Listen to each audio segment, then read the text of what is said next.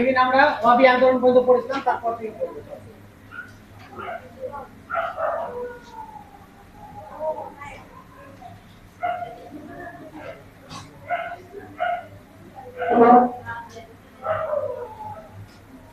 কুকাতে আছে কুকা আন্দোলন পাঞ্জাবের একটা বিখ্যাত আন্দোলন ছিল। কুকা আন্দোলন কুকা আন্দোলন কোথায় হয়েছিল? পাঞ্জাবে। সালটা স্যার দুটো সাল মুখস্থ রাখবে, 1872 সাল 1840 সাল। দুটো সাল দুবার হয়েছিল, 1840 1872 দুটোই মনে রাখবে, ঠিক আছে? কে লিডার ছিল? লিডারও স্যার দুজনের নাম মনে রাখবে, ভগৎ জওহর মাল এবং রাম সিং। ভগৎ জওহর মাল এবং রাম সিং, ঠিক আছে? ভগৎ জওহর মাল এবং রাম সিং। গল্প স্যার পরীক্ষাতে রাম সিং নামটা খুব দেয় এবং আমরা খুব ভুল করি। কেন ভুল করি? অপশন দেখে ভুল করি। অপশন দিয়ে দিবে তোমাকে এই কুকা আন্দোলনের একজন লিডারের নাম বলো, যে অপশনে রাম সিং দেওয়া থাকবে, রামদাসও দেওয়া থাকবে। রামদাস দেওয়া থাকবে, রাম সিং দেওয়া থাকবে। এবার গল্প হচ্ছে স্যার দাস না সিং, এটা তো কমন কথা, সিং হবে, কিন্তু পরীক্ষা হলে তো সহজে মনে থাকবে না। এই কারণে, কারণ রামদাসটাও একটা গুরুত্বপূর্ণ নাম ইতিহাসে। মনে করো আমরা যখন মারাঠা পড়ছিলাম, বলে দিচ্ছি অতদিনের পড়া মনে থাকে, এমসিএল টাইমে পড়েছি। হ্যাঁ, তো যখন মারাঠা পড়ছিলাম শিবাজি দুজন শিক্ষকের কথা বলেছিলাম, তার মধ্যে একজন ছিল রামদাস। ওই নাম যখন পড়ে পরীক্ষায় যাবে, এবার পরীক্ষা হলে গন্ডগোল হয়ে যাবে, কোনটা রামদাস পড়ছে কোনটা রাম সিং পড়ছে। এই জন্য কিন্তু রাম সিং মনে রাখবে, পাঞ্জাব ওই হিসাবে সিং মনে রাখবে। রাম সিং হচ্ছে কুকা আন্দোলনের সাথে জড়িত, ঠিক আছে? বোঝা গেল? আচ্ছা, ইনি এই যে রাম সিং, ইনি অন্য আরেকটা আন্দোলনের সাথে জড়িত ছিলেন, যেখান থেকে ওই আন্দোলনের একটা পার্ট হিসাবে এই কুকা আন্দোলনটা হয়েছিল। ওই আন্দোলনটার নাম হচ্ছে নামধারী শেখ আন্দোলন। নামধারী শেখ, নামধারী নামধারী শেখ আন্দোলন। রামধারী শেখ, নামধারী, এই আন্দোলনেরই একটা শাখা হিসাবে কুকা আন্দোলনের উদ্ভব হয়েছিল। অ্যাকচুয়ালি মেন আন্দোলনটা কিন্তু এখানে ছিল, রামধারী আন্দোলন, রামধারী শেখ, ঠিক আছে? তাহলে রাম সিং কিন্তু এই আন্দোলনের সাথে জড়িত ছিল, এই আন্দোলনের সাথে জড়িত ছিলেন। পরীক্ষায় যায় কিন্তু নামধারী শেখ মুভমেন্ট, কোথাকার মুভমেন্ট? পাঞ্জাবের মুভমেন্ট। একজন লিডারের নাম বলো, রাম সিং, ঠিক আছে? ওটা আর এখান থেকে তেমন কোশ্চেন নেই আসলে।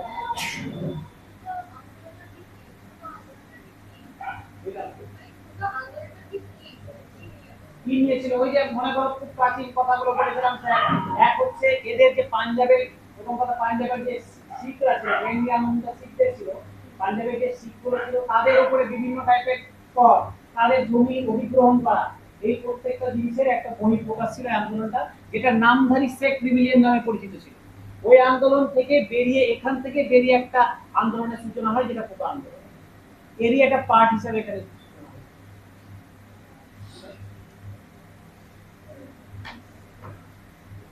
ফরাজি, ফরাজি আন্দোলন।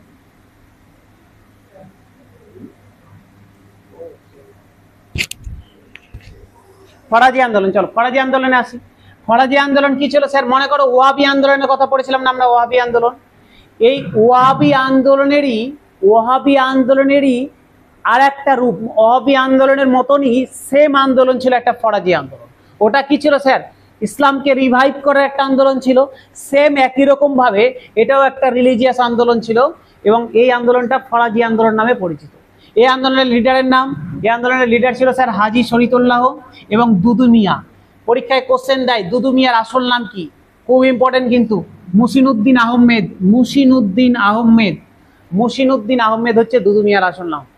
বোঝা গেল? দুদু মিয়ার আসল নাম মুসিনুদ্দিন আহমেদ। কোথায় স্যার জায়গা?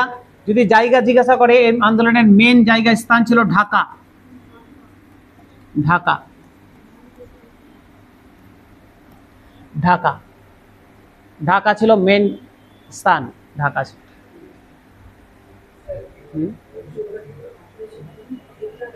1820 থেকে 1807, ধাপে ধাপে, এমন না যে টানা হচ্ছে, 20 হচ্ছে, আবার 2 বছর পর হচ্ছে, আবার থামছে, আবার হচ্ছে, আবার থামছে, আবার হচ্ছে, এরকম ভাবে চলছে, ঠিক আছে?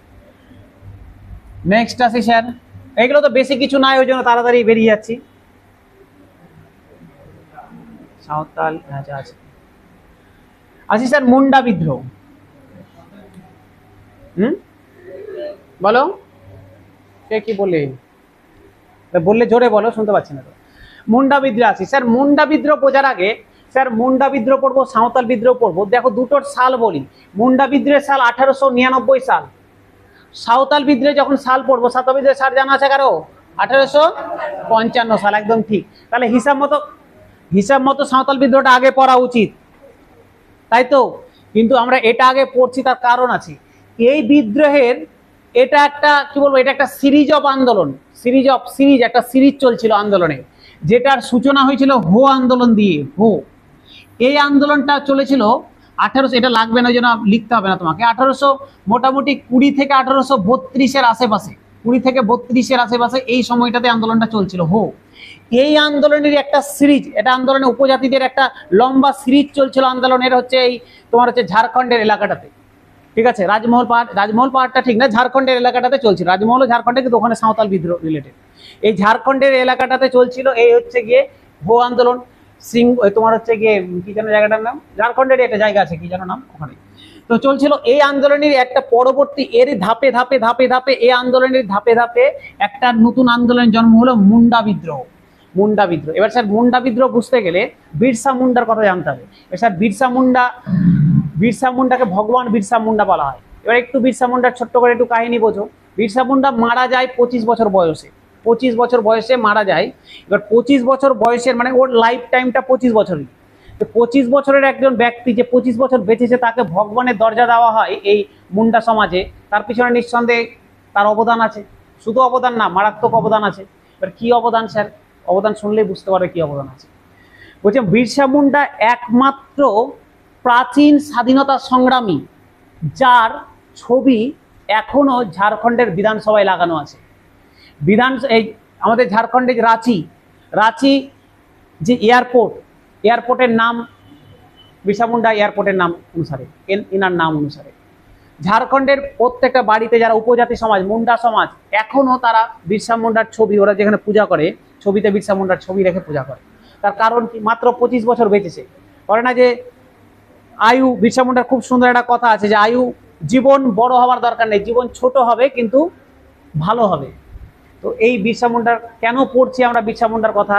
হচ্ছে বিরসা মুন্ডার জন্ম, শোনো, বিরসা মুন্ডার জন্ম হয়েছিল তোমার হচ্ছে ঝাড়খণ্ডে এক উপজাতি ফ্যামিলিতে, উপজাতি মুন্ডা ফ্যামিলি, উপজাতি ফ্যামিলি।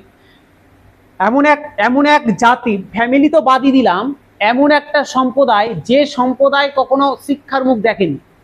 ওর ফ্যামিলি তো দূরের কথা, গোটা সম্প্রদায়ে কেউ পড়াশোনা জানে না। জঙ্গলে থাকে, জঙ্গলেই বসবাস করে, জঙ্গলে বড় হয়েছে, জঙ্গলে জমি জায়গা এগুলো নিয়ে ওদের চলে, ওদের গাছ পাছ কাটে, ওগুলো নিয়ে ওদের সংসার চলে। ভালো কথা। বিরসা মুন্ডা হচ্ছে ফার্স্ট একজন ব্যক্তি মুন্ডা সমাজে যিনি স্কুলে পড়াশোনা করতে গেলেন, ঠিক আছে? 1875, 1875, খুব ভুল না করলে 1875 সালে 15ই নভেম্বর এনার জন্ম। 15th নভেম্বর, 15ই নভেম্বর জন্ম। হ্যাঁ, 15ই নভেম্বরই জন্ম, কারণ এই দিনটাতেই ঝাড়খণ্ড স্বাধীন হয়েছে। ঝাড়খণ্ডের স্বাধীনতা দিবসও পালন করা হয় ওনার জন্মদিন হিসাবে, 15ই নভেম্বর। তোমার হচ্ছে এই দিনটাই পালন করা হয়। হ্যাঁ, 15ই লাগবে না। তো জন্মগ্রহণ করেছিলেন, মারা যান হচ্ছে 1700 সালে, 1900 সালে মারা গেছিল। তারিখটা বোধহয় 9 জুন, 9 জুন হবে ওরকমই, 9, আশা করি 9 জুনই, 9 জুন তিনি মারা গেছিলেন, 9 তারিখে। তো মাত্র দেখো 75-এ জন্ম, 1900 মারা গেছে, 25 বছর বয়সে মারা গেছে। প্রথম ব্যক্তি যিনি স্কুলে পড়াশোনা করতে গেলেন, ওখানে একটা ওদের মুন্ডা সম্প্রদায় তো স্কুল নেই, বাইরে একটু বাইরের গ্রামে স্কুল ছিল, চাইবাসা বলে একটা স্কুল ছিল, চাইবাসা। এই চাইবাসা স্কুলে পড়াশোনা, প্রাথমিক শিক্ষা লাভ করলো। প্রাথমিক শিক্ষা লাভ করার পরে তিনি গেলেন একটু হায়ার স্টাডির জন্য, মানে মাধ্যমিক পাস করেছে, তারপরে এইচএস পড়বে, তারপরে গেল তিনি একটু বাইরে আসলেন, একটু টাউনের দিকে আসলেন, ঠিক আছে? টাউনের দিকে আসলেন পড়াশোনা করার জন্য।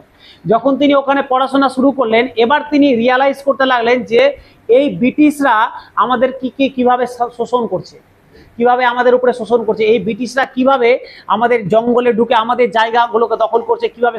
যখন শিক্ষিত হবে তখন না তুমি কারো ভালো খারাপটাকে বিচার করতে শিখবে। এতদিন পর্যন্ত এরা মেনে গেছিল যে ব্রিটিশরা আমাদের হয়তো ওরাই যা বলছে ঠিক, আমরাকে যেভাবে চলছে এভাবে চলতে হবে, এটা মেনে, আমরা যেমন এখন মেনে গেছি যে চুরি চামারি যা হচ্ছে কিছু করার নাই, আমাকে এভাবে এটা নিয়ে থাকতে হবে, ঠিক আছে?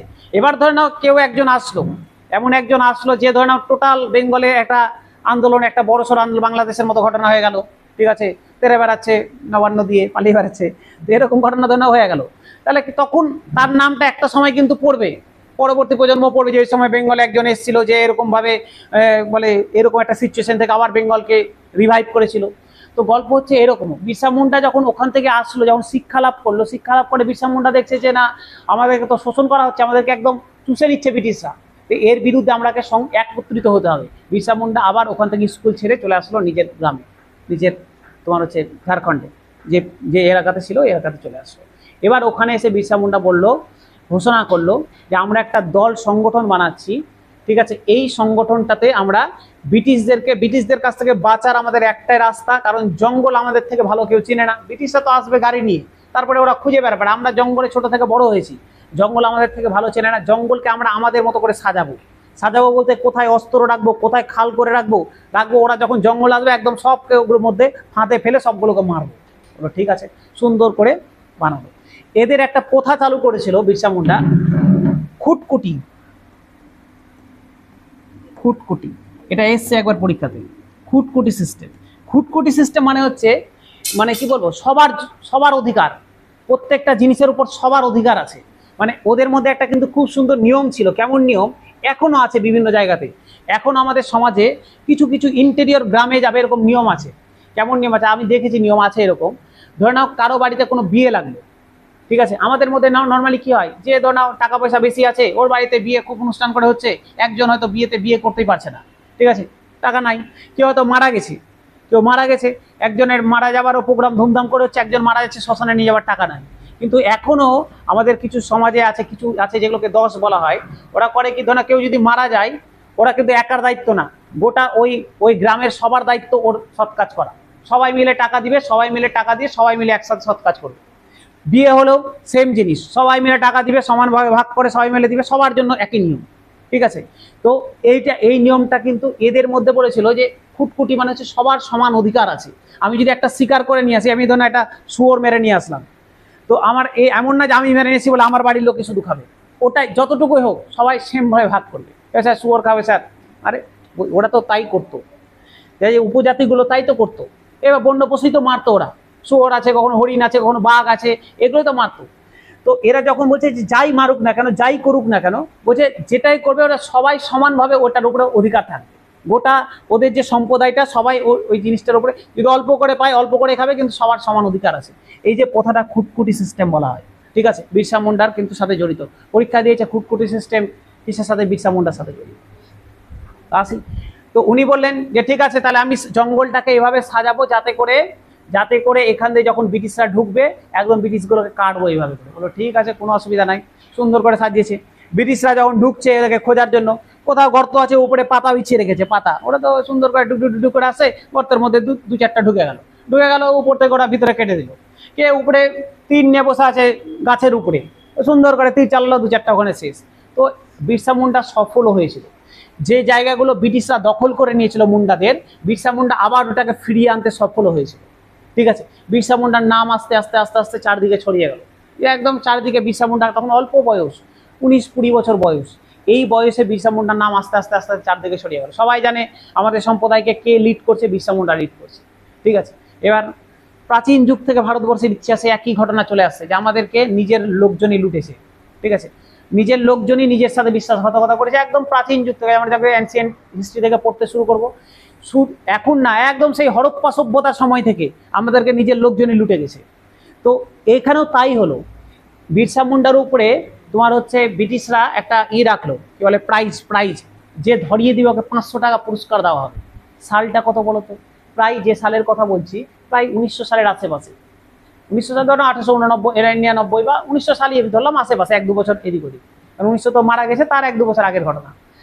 তোমার হচ্ছে 500 টাকা প্রাইজ ঘোষণা করলো। বুঝতে পারছো ওই সময় 500 টাকার ভ্যালু কত হবে?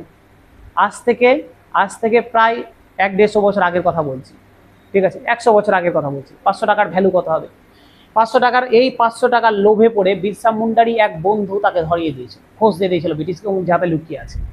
এবার ধরে নিয়েছে ব্রিটিশরা ধরে যখন নিয়ে যাচ্ছে, বলা হয় শ্রাবণ মাস ছিল, বলা হয় যে বিরসা মুন্ডাকে যখন নিয়ে যাচ্ছে বৃষ্টি পড়ছে, শ্রাবণ মাসে এমনিও বৃষ্টি পড়ছে, আর যারা মহিলারা ছিল গ্রামের, বলছে ওরা নিজের বুকে থাবা দিচ্ছে এবং মানে মানে আকাশের দিকে তাকিয়ে অভিশাপ দিচ্ছে যে যে বিরসা মুন্ডাকে ধরালো ও যেন কালকের সূর্য দেখতে না পায়, এরকম ভাবে অভিশাপ দিচ্ছে, মানে বাইরের মহিলারা, গ্রামের মহিলারা অভিশাপ দিচ্ছে। তো বিরসা মুন্ডা সুন্দর করে ওদেরকে থামালো, মানে পুলিশ ধরে নিয়ে আছে, তবে থামালো, থামো, বলছে অভিশাপ দিয়ে লাভ নেই, যে ধরিয়েছে তার, ভাবো ওকে ধরে নিয়েছে, ও জানে আমাকে ছাড়বে না, মেরে ফেলে দিবে, বলছে যে ধরিয়েছে তার কোনো দোষ নাই।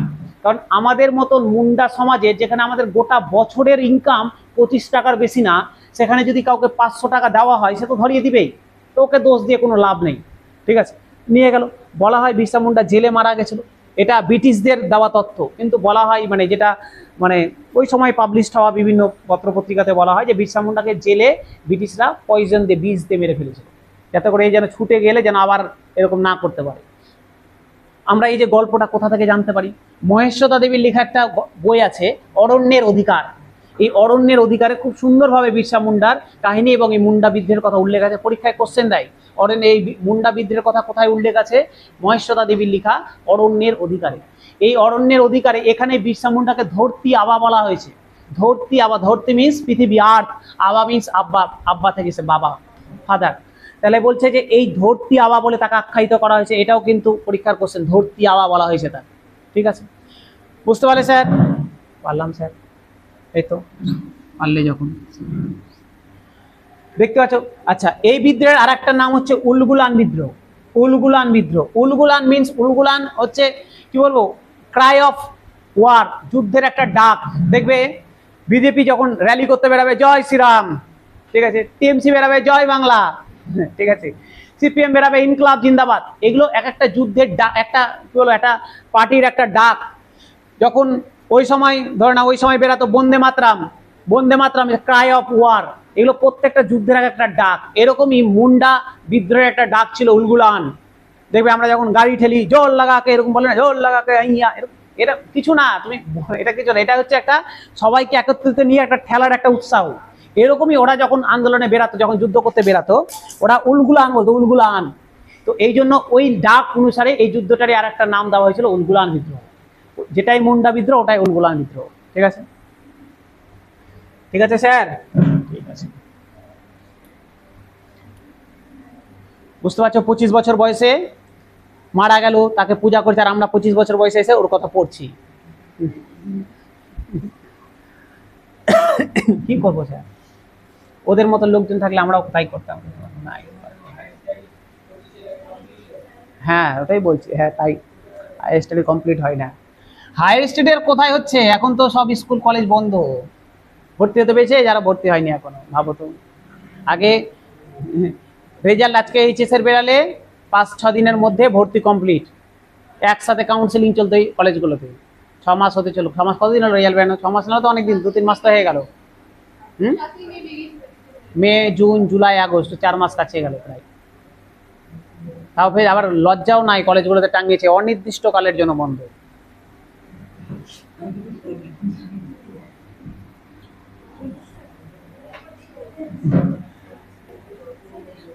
ঠিকই, আমরাই দায়ী এগুলোর জন্য, কিচ্ছু না, আমরাই এগুলো সবই বুঝতে পারছি, সবই দেখতে পাচ্ছি, ভোট আসলে আবার ওখানে ভোট পড়বে, আমরাই দায়ী, কিছু করার নাই। আসো কোল বিদ্রোহ, আসো, বেশি বলাও যাবে না, আবার কে কখন ইউটিউব থেকে নিয়ে ওটাকে ক্লিক করে দিবে, গল্প হয়ে যাবে। কোল বিদ্রোহ আসি স্যার, কোল বিদ্রোহ 1831 সাল, 31-32, 1831-32। ঠিক আছে, কোথায় হয়েছিল স্যার? ছোটনাগপুর, ছোটনাগপুরের মালভূমি। বেশিরভাগ এই যে আন্দোলনগুলো, বেশিরভাগ আন্দোলনগুলো, উপজাতি আন্দোলনগুলো বেশিরভাগটাই ছোটনাগপুরের ওই সাইডটাতে হয়েছিল। ঠিক আছে, ছোটনাগপুরের মালভূমি, ছোটনাগপুরে বিদ্রোহ হয়েছিল। লিডার বুদ্ধ ভগত, জোয়া ভগত, বুদ্ধ ভগত, জোয়া ভগত হচ্ছে গিয়ে লিডার ছিল। আর বেশি লাগবে না, এখান থেকে এইটুকুটাই মনে রাখবে, তাহলেই হলো। লিডারের নাম মনে রাখবে, বুদ্ধ ভগত, জোয়া ভগত, ব্যাস এই না। কোল বিদ্রোহ, এই বিদ্রোহের আরেকটা শাখা হয়েছিল, মানে আর একটা জায়গাতে হয়েছিল, সেটা হচ্ছে মহারাষ্ট্রে। মহারাষ্ট্রে তোমার ওয়েস্টার্ন ঘাট পাহাড়ের ওই সাইডটাতে কোল বিদ্রোহ। এবার আছে স্যার সাঁওতাল বিদ্রোহ। এবার আছে সাঁওতাল বিদ্রোহ। সাঁওতাল বিদ্রোহ থেকে বেশ কয়েকটা কোশ্চেন আসে পরীক্ষায়। সাঁওতাল বিদ্রোহের সাল 1855 সাল সাঁওতাল বিদ্রোহ। লিডারের নাম তো আমরা সবাই জানি, ছোটবেলা থেকে পড়েছি, সিধু কানু, চাঁদ ভৈরব, এগুলো আমরা ছোটবেলা থেকে পড়ে এসেছি। কি ছিল স্যার সাঁওতাল বিদ্রোহ? দেখো সাঁওতাল বিদ্রোহ কি ছিল, জায়গাটা দেখো, রাজমহল ঘাট। এবার গল্প, এর রাজমহল ঘাটে যাওয়ার আগের একটু গল্প শোনো। বলছে প্রারম্ভিকভাবে কিন্তু সাঁওতালরা এই রাজমহল ঘাটে ছিল না। এরা বসবাস করতো কোন জায়গাটাতে? এরা বসবাস করতো ছোটনাগপুর, এই যে ছোটনাগপুরের মালভূমি হয়ে, ছোটনাগপুরের মালভূমি হয়ে মানে ঝাড়খণ্ডের এলাকা, ছোটনাগপুরের মালভূমি হয়ে বীরভূম বাঁকুড়া হয়ে এই পোর্শন, মানে অতটাও পশ্চিম দিকে যায়নি এখনো। ছোটনাগপুরের এই জায়গাটা মানে পূর্ব দিকে যায়নি, এই পোর্শনটাতে বসবাস করছে। বাঁকুড়া বীরভূম ছোটনাগপুরের মালভূমি হয়ে এই জায়গাটাতে সাঁওতালরা বসবাস করছে। এবার গল্প, ব্রিটিশরা করেছে কি, ব্রিটিশরা গাছ কাটতে কাটতে কাটতে কাটতে ট্যাক্স চাইতে চাইতে চাইতে চাইতে ওই জঙ্গলের মধ্যে ওই ছোটনাগপুরের মালভূমির ওই জায়গাতে গিয়ে, ওই যে তোমার ওই জায়গাতে গিয়ে বাঁকুড়া বীরভূমে যেখানে ওরা বসবাস করছে ওখানে গিয়ে বলছে ট্যাক্স দিতে হবে। ওই ট্যাক্স দাও, নাহলে তোকে এখান থেকে তুলে দেবো, এখানকার জমি আমরা নিব। মহা মুশকিল ব্যাপার। ওরা বললো ঠিক আছে। ওরা বললো তুমি আরেকটু পূর্ব দিকে চেপে যাও, আরেকটু গভীর জঙ্গলের দিকে চেপে যাও। ওরা বললো ঠিক আছে চেপে যাচ্ছি। আরেকটু ইস্টার্ন পার্টে, এই আরেকটু ইস্টার্ন দিকে চেপে আসলো, চেপে এসে রাজমহল আর এদিকে হচ্ছে তোমার হচ্ছে ভাগলপুর, রাজমহল আর ভাগলপুরের ওই মাঝামাঝি জায়গাগুলোতে, রাজমহল পাহাড় আর ভাগলপুরের মাঝামাঝি জায়গা, তখন কিন্তু এতটা সমভূমি ছিল না, এগুলো পাহাড়ি এলাকা ছিল। ঠিক আছে, ওই পাহাড়গুলোকে ওরা কেটে কেটে ভালো করে আস্তে আস্তে রাজমহল পাহাড় আর হচ্ছে এদিকে ভাগলপুর, ওই জায়গা পাহাড়ি এলাকাগুলোকে, যেগুলো ছোট ছোট উঁচা উঁচু জায়গা ছিল, ওগুলোকে কেটে পরিষ্কার করে মানে চাষের জমি বানালো। জমি বানিয়ে নাম দিল ওই জায়গাটার দেওয়ানি কোহি। তবে দেওয়া আছে মনে হয়, দেওয়া আছে, দেওয়া নেই, যাই হোক। তোমার হচ্ছে কি যেন নাম, কি বললাম? পাহাড়ের প্রান্ত দেশ, দামানি কোহি, দামান দামান দেওয়ান বললাম, দামানি কোহি।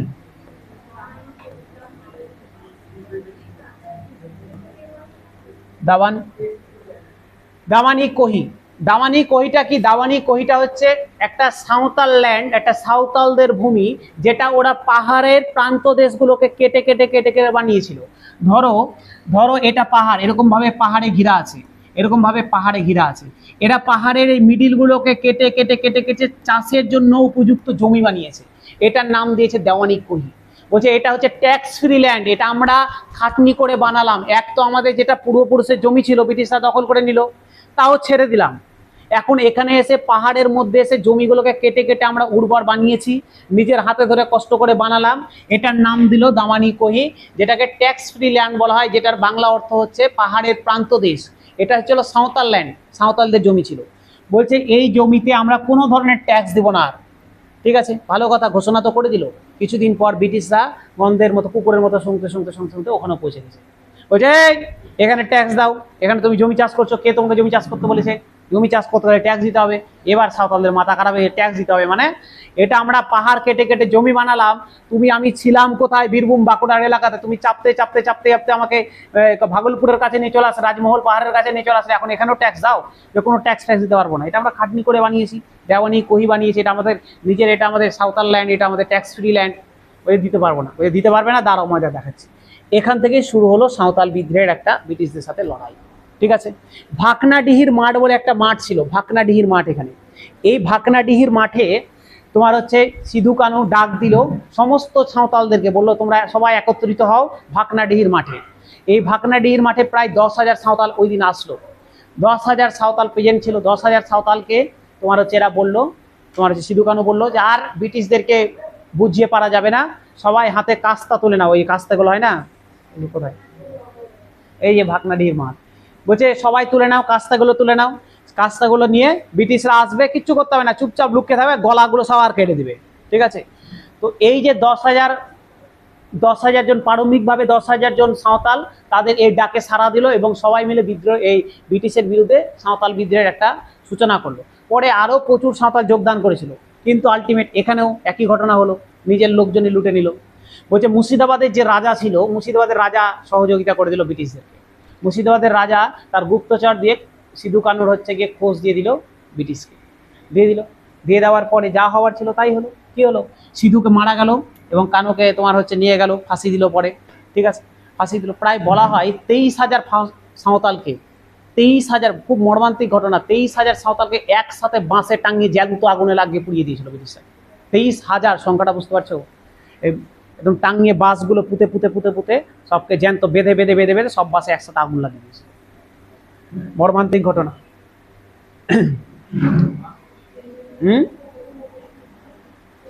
কি বললে? যাই হোক, এই ঘটনাটা তোমার হচ্ছে সাঁওতাল বিদ্রোহ নামে পরিচিত। এখান থেকে দুই একটা কোশ্চেন আরো মাথায় রাখবে।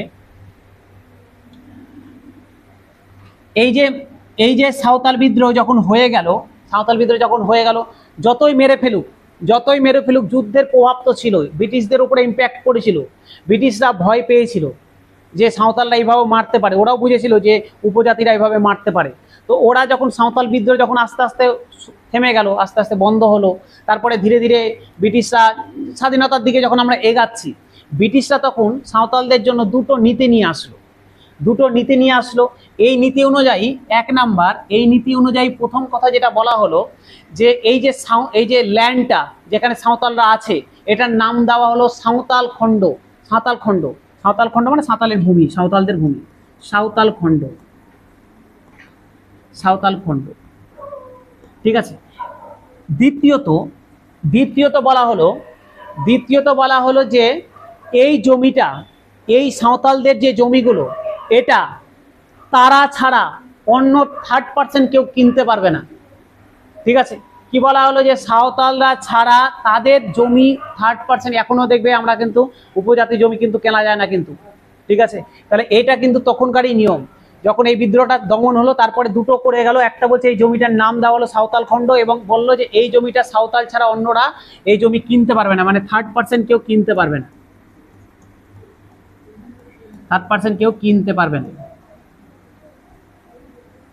কিনতে পারবে না। ঠিক আছে। আচ্ছা, এখান থেকে আরেকটা কথা মাথায় রাখবে, যে জমিটা সাঁওতাল খণ্ড বলা হচ্ছে, মানে যেটা পরে নাম হলো সাঁওতাল খণ্ড, সাঁওতালদের এই জমিটা সাঁওতাল খণ্ড নাম হলো, এই জমিটার আগে এনসিয়েন্ট নাম মানে বহুত প্রাচীনকালে, যখন আমরা প্রাচীন ভারতের ইতিহাস যখন চলছিল, প্রাচীনকালে এই সাঁওতাল খণ্ডটাকে তো ওখানকার লোকাল অধিবাসীরা বলতো নারী খণ্ড। এটারই এনসিয়েন্ট নাম ছিল, প্রাচীন নাম ছিল নারী খণ্ড। এরই নাম ছিল নারী খণ্ড। তোমাকে পরীক্ষায় কোশ্চেন দিয়েছে একবার যে সাঁওতাল জমির এনসিয়েন্ট নেম কি ছিল, প্রাচীন নাম কি ছিল? নারী খণ্ড নাম ছিল। ঠিক আছে, নারী খণ্ড। আচ্ছা, সিডিএস এর কোশ্চেন ভালো করে শোনো, যখন এমসিকিউ করবে দেখতে পাবে। সিডিএস এ কোশ্চেন দিয়েছে, এই যে দুটো লিখলাম, এই দুটো কোশ্চেনের অপশন দিয়েছে, নিচের কোনটি সত্য? যে অপশন দিয়েছে ব্রিটিশরা সাঁওতাল বিদ্রোহের পর নিচের কোন অপশনটা সত্য, মানে ব্রিটিশরা কোন নিয়মটা করে গেছিল। অপশন এ তে আছে, 1 নম্বরে আছে এটা, 2 নম্বরে আছে এটা। অপশন এইভাবে দিয়েছে, কেবল 1 সত্য, কেবল 2 সত্য, 1 এবং 2 উভয় সত্য, উপরের কোনোটি সত্য নয়।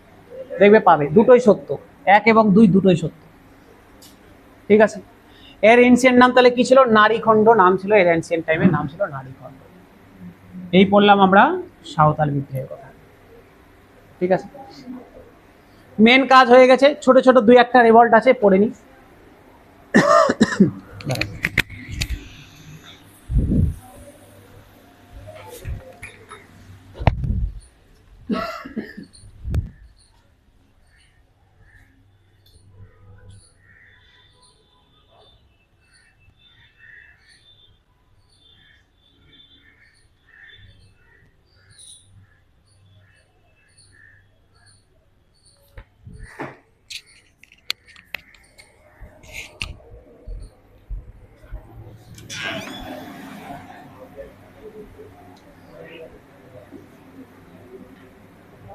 চলো, কয়েকটা ছোট ছোট জিনিস আছে এখানে, বোঝার তেমন কিছু নাই, চলো পড়ে নিই। পাগলপন্থী আন্দোলন। স্যার পাগলপন্থী আন্দোলন নাম শুনে ভেবো না যে পাগলদের আন্দোলন ছিল। ঠিক আছে, স্যার সব পাগল মিলে আন্দোলন করে নিয়ে যে ঠিক আছে পাগলদের অধিকার লাগবে, এরকম ব্যাপার না। আন্দোলনটার নাম হচ্ছে পাগলপন্থী আন্দোলন। আচ্ছা, এখান থেকে একটা জিনিস মাথায় রাখবে, স্যার দুটো উপজাতি ছিল,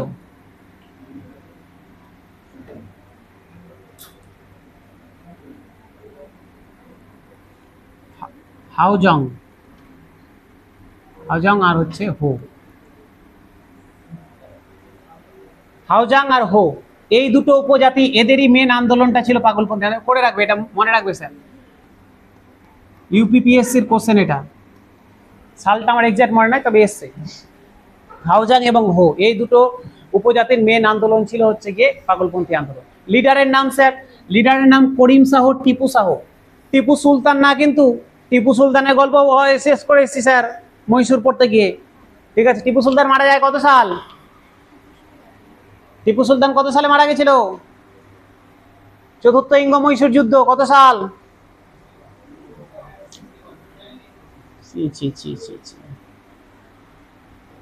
লাঠিটা নিয়ে সবাই মিলে এসে আমাকে পিটে চলে যাও, আর কি করবে? এই তো স্যার মাঝখানেক আগেই পড়লাম। হ্যাঁ, উল্টা উল্টা উল্টা উল্টা, বাপরে উল্টা। 1799 সাল স্যার, 1799 সাল চতুর্থ ইঙ্গ মহীশূর যুদ্ধ চলছিল, তখন মারা গেল টিপু সুলতান। হয়েছে। আচ্ছা যাই হোক, বুঝে গেছি, চলো। এটা স্যার টিপু শাহ, ওই সুলতান না, কিন্তু এটা আলাদা। টিপু শাহ, করিম শাহ আর হচ্ছে টিপু শাহ, দুজনের নাম মনে রাখবে। রামসি আন্দোলন স্যার, রামসি আন্দোলন, রামসি আন্দোলনেরও দুটো সাল, দুবার রামসি আন্দোলন হয়েছে। ঠিক আছে, দুটো সাল ইম্পর্টেন্ট, একটা 1822, একটা 1869, কোথাও 59 আছে, দুটোই আমি বলে দিলাম। ঠিক আছে, 1859ও আছে অনেক জায়গাতে। তো স্যার 1822 সালে যখন হয়েছিল, 1822 সালে যখন হয়েছিল, তখন এর লিডার ছিল চিত্তুর সিং। মেনলি চিত্তুর সিং এর নাম মনে রাখবে, তাহলে হয়ে যাবে, উমাজি অত দরকার নেই, চিত্তুর সিং মনে রাখবে। যখন 1822 সালে হয়েছিল, চিত্তুর সিং লিডার ছিল। যখন 1869 বা 59 যখন হলো, তখন লিডার ছিল বাসুদেব বলবন্ত ফাতকে। বাসুদেব বলবন্ত ফাতকে ছিল তখন পরবর্তী লিডার। ঠিক আছে, যখন 1869 হলো, দ্বিতীয়বার যখন হলো, তখন বাসুদেব বলবন্ত ফাতকে ছিল। 22-এ যখন হয়েছিল, তখন ছিল চিত্তুর সিং। ঠিক আছে, নীল বিদ্রোহ স্যার, নীল বিদ্রোহ। স্যার নীল বিদ্রোহ কি জিনিস? নীল বিদ্রোহ ছোটবেলায় নীল বিদ্রোহের কথা পড়েছি। কত সাল? 1859 সাল নীল বিদ্রোহ। কি স্যার? এই সময় ব্রিটিশরা একটা নিয়ম করে দিয়েছিল যে তোমাকে তোমার জমিতে নীল চাষ করতেই হবে। তোমার যদি 20 বিঘা জমি থাকে, মানে 20 কাঠা জমি থাকে, তার মধ্যে 3 কাঠা জমিতে তোমাকে নীল চাষ করতেই হবে, যেটা পরে 3 কাঠিয়া ব্যবস্থা নামে পরিচিত। বলছে তোমার 20 কাঠা যদি জমি থাকে, তার মধ্যে 3 কাঠা জমিতে তোমাকে নীল চাষ করতে বাধ্যতামূলক, তোমার ইচ্ছা মতো না। আমার কাছে 10 কাঠা আছে, তাহলে আমার 1.5 কাঠা জমিতে নীল চাষ করতেই হবে, 20 কাঠাতে 3 কাঠা। ঠিক আছে, এটাতে তোমাকে নীল চাষ করতে হবে। চাষিরা নীল চাষ করতে চাইতো না, কারণ নীল চাষ একবার হয়ে গেলে ওই জমি তার ফসল হতো না। আর ব্রিটিশরা যেহেতু বাধ্যতামূলক করে দিয়েছে, করতেই হবে, উপায় নাই, তাহলে এটারই বিরুদ্ধে একটা আন্দোলন চলছিল, যেটার নাম হচ্ছে নীল বিদ্রোহ। ঠিক আছে, নীল বিদ্রোহ বোঝা গেল স্যার? ওরা বলছে জমি চাষ করতে হবে, বলছে না আমরা করবো না। লিডার কে স্যার? লিডার হচ্ছে দুই বিশ্বাস, দুই ভাই, দিগম্বর বিশ্বাস আর বিষ্ণুচরণ বিশ্বাস। দিগম্বর বিশ্বাস আর বিষ্ণুচরণ বিশ্বাস এই আন্দোলনে ছিল লিডার। কোথা থেকে আমরা আন্দোলনের কথা জানতে পারি? দীনবন্ধু মিত্রের লেখা নীল দর্পণ নাটক থেকে আমরা এই আন্দোলনের কথা জানতে পারি। নীল দর্পণ নাটক থেকে আমরা এই আন্দোলনের কথা জানতে পারি। আচ্ছা স্যার, এই নীল দর্পণ সম্পর্কে আর কারো কিছু জানা আছে কি? একদম ঠিক স্যার, একে ইংরেজি ভাষায় অনুবাদ করেছিলেন মাইকেল মধুসূদন দত্ত। লিখে রাখো, একে ইংরেজিতে ট্রান্সলেট করেছিল মাইকেল মধুসূদন দত্ত। একে ইংরেজি ভাষায় ট্রান্সলেট করেছিল মাইকেল মধুসূদন দত্ত।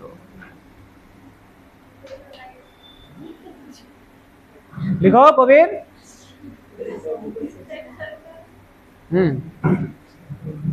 একে ইংরেজি ভাষায় ট্রান্সলেট করেছিল মাইকেল মধুসূদন দত্ত।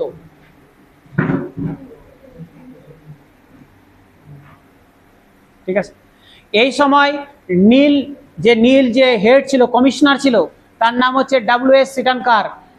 ঠিক আছে, নাম মনে রাখবে স্যার, পরীক্ষায় দিয়েছে নীল কমিশনারের নাম মনে রাখবে। কিন্তু এগুলো আনকমন কোশ্চেন, কিন্তু পরীক্ষায় এসছে। কিন্তু বারবার বলছি, পরীক্ষায় একদম তুলে তুলে দেখিয়ে দেবো, পরীক্ষায় এসছে কোশ্চেন, MCQ সলভ করবে, একদম দেখতে হবে এগুলো নাম এসছে পরীক্ষায়। WS সিটানকার হচ্ছে এই সময় নীল কমিশনার ছিল। ঠিক আছে, পাবনা বিদ্রোহ। পাবনা স্যার জায়গা, পাবনা বিদ্রোহ থেকে স্যার একটাই জিনিস পরীক্ষায় এসছে, সেটা হচ্ছে কোথায় হয়েছিল? বেঙ্গলে হয়েছিল। মাথায় রাখবে, পাবনা বিদ্রোহ কোথায় হয়েছিল? বেঙ্গলে হয়েছিল। সালটা মনে রাখবে, সালটা এই কারণে ইম্পর্টেন্ট, সালটা থেকে একবারই কোশ্চেন এসে WSS মেন্সে দিয়েছিল একবার। কি দিয়েছিল? যে নিচের বিদ্রোহগুলোকে মানে পরপর সাজাও, তাদের সময় অনুযায়ী সাজাও, ক্রোনোলজিক্যালি সাজাও। তখন এরকম ছিল, পাবনা বিদ্রোহ, নীল বিদ্রোহ এভাবে ছিল। তো সালটা না জানলে সাজাতে পারবে না, তখন ওই সালটা এসছে। তাছাড়া এমনি সাল জিজ্ঞাসা করবে। স্থানটা এসছে অনেকবার, যে কোথায় হয়েছে, বেঙ্গলে হয়েছে। বোঝা গেল? গেল স্যার। ঠিক আছে, শেষ করে দিই নাকি, না তোরা আছে? থাক তাহলে, পরীক্ষা দিতে হবে আবার। ঠিক আছে, ঠিক আছে, থাকে পরের দিন এটা শেষ করে নতুন চ্যাপ্টার শুরু করবো। বেশি যদিও ছিল না, 10-15 মিনিট লাগতো। শেষ করে দেবো। হ্যাঁ করে দিই, কি কত বাড়ি যে কি করবে, খেতে তো উল্টাবে। হ্যাঁ খিদা পেয়েছে, খিদা পেলে তো কি হয়েছে, কতজন উপবাস করে থেকে, এই দেখ বেশিক্ষণ লাগবে না, যতক্ষণে না বললে একটা পেজ হয়ে যেত পড়া। হ্যাঁ করি, কিছু নাই আর কিছু নাই, শুধু শুধু দেখাবো, আর কিছু নাই, বোঝানোর কিছু নাই, বোঝানোর গল্প শেষ হয়ে গেছে, শুধু বাড়িতে পড়ে নিবে। বাড়িতে শুধু পড়ে নিবে, কিছু নাই, দেখো বলে দিচ্ছি না, এক্সাম তো দিতে হবে।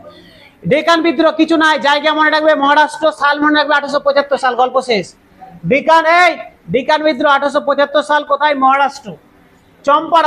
চম্পারণ নিয়ে এখন কিছু বলছি না, গান্ধীজি পড়তে শুরু করবো, চম্পারণ আমরা ডিটেলসে পড়বো। ঠিক আছে, চম্পারণ নিয়ে পরে ডিটেলসে পড়বো। 1917 সাল, গান্ধীজি মনে রাখবে। চম্পারণ নিয়ে আর একটা ক্লাস, এক দুটো না, 3-4টা ক্লাস পরে গান্ধীজিতে যখন ঢুকবো, চম্পারণ নিয়ে আমরা ডিটেলস পড়বো তখন। ঠিক আছে, একই রকম খেদা নিয়েও বলছি না, ওখানে চম্পারণ, খেদা, আহমেদাবাদ, মিল স্ট্রাইক, এগুলো পরপর আছে, ওখানে পরপর বুঝবো। শুধু যেহেতু এখানে আন্দোলনগুলো একসাথে লেখা আছে, ওই জন্য লিখে দিয়েছি। খেদা আন্দোলন 1918 সাল, এটা গান্ধীজি, বল্লভভাই প্যাটেল দুজন লিডার ছিল। আচ্ছা, বরদলিটা একটু ছোট্ট করে, কিছু না, শুধু এইটুকুটা শুনে রাখো। বরদলি আন্দোলনের সাল হচ্ছে 1928 সাল, সুরাটে। এই একটা আন্দোলন ছিল, যে আন্দোলনটা মেয়েরা লিড করছিল, মেয়েদের দ্বারা চালিত আন্দোলন ছিল এটা। ছেলেরা ছিল কিন্তু ব্যাকে ছিল, পিছন দিকে ছিল ছেলেরা, মেয়েরা ফ্রন্টে আন্দোলনটাকে লিড করছিল। ভারতবর্ষের দুটো আন্দোলনে মেয়েদের ভূমিকা সব থেকে গুরুত্বপূর্ণ, একটাই বরদলি আর একটা ভারত ছাড়ো আন্দোলন। ঠিক আছে, বরদলি আন্দোলন, এই বরদলি আন্দোলনের যারা মেয়েরা ছিল, তারাই বল্লভভাই প্যাটেলকে সর্দার উপাধি দিয়েছে। পরীক্ষায় কোশ্চেন দিবে যে বল্লভভাই প্যাটেলকে সর্দার উপাধি কে দিয়েছে, অনেকে বলে গান্ধীজি দিয়েছে, না গান্ধীজি দেয়নি, বরদলি আন্দোলনের মেয়েরা দিয়েছে সর্দার উপাধি। তাহলে এই বল্লভভাই প্যাটেল সর্দার উপাধি কোথা থেকে পেয়েছে? বরদলি আন্দোলন থেকে পেয়েছে। ঠিক আছে, বোঝা গেল? সাল মনে রাখবে 1928 সাল। ঠিক আছে, ঠিক আছে।